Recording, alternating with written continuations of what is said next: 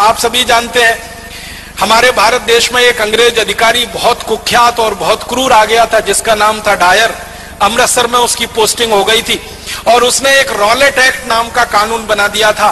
तो उस Rowlatt act के विरोध में 14 अप्रैल 1919 को जलियांवाला बाग में एक बड़ी सभा हुई थी, जिसमें 25,000 लोग शामिल हुए थे।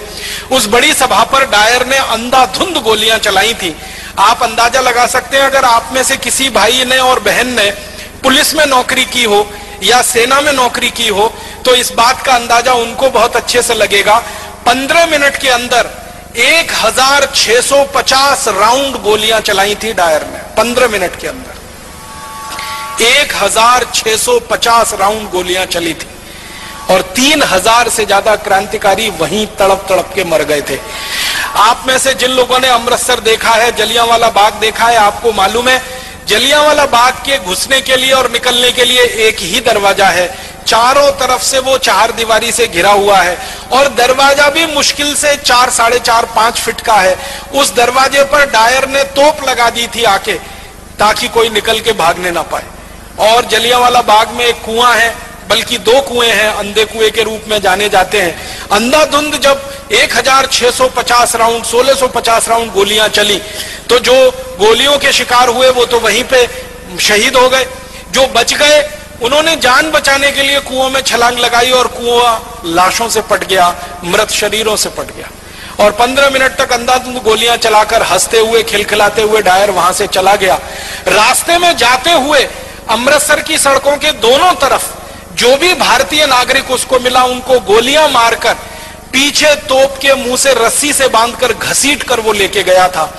इसका इनाम उसको अंग्रेजों की संसद की तरफ से मिला था, शाबाशी मिली थी, उसकी पदोन्नति हुई थी, उसका प्रमोशन हुआ था और उसको भारत से लंदन भेज दिया गया था और बड़े ओहदे पर। ऊधम सिंह उसी हत्याकांड के समय लोगों के बीच में शामिल थे और आप जानते हैं कि उनकी उम्र मुश्किल से उस समय 11-12 साल की हुआ करती थी। तो उस हत्याकांड के समय जब वो शामिल थे और उन्होंने अपनी आंखों से देखा, तो उन्होंने संकल्प लिया था और संकल्प उनका यह था कि जिस डायर ने क्रूरता के साथ मेरे देश के नागरिकों की हत्या की है, इस डायर को मैं नहीं छोड़ूंगा। यह मेरे जीवन का आखिरी संकल्प है।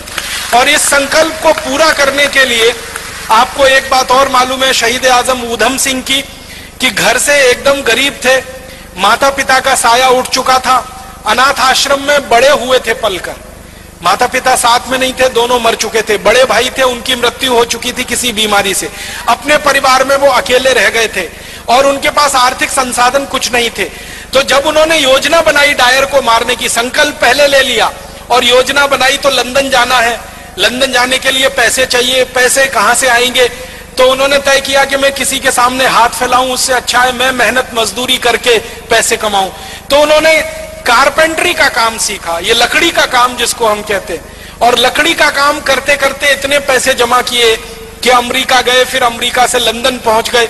लंदन पहुंच के फिर एक होटल में काम किया पानी पिलाने का, ताकि कुछ पैसे इकट्ठे हों और बंदूक खरीदी जा सके, पिस्तौल खरीदी जा सके।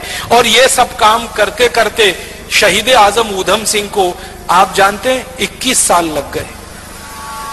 1919 में जलियांवाला बाग हत्याकांड हुआ था, 1940 में जाकर उन्होंने अपना संकल्प पूरा कर पाया था। 21 साल वो पैसों के लिए परिश्रम के साथ कहीं ना कहीं अपने जीवन को लगाते हुए संकल्प के लिए जिंदा थे।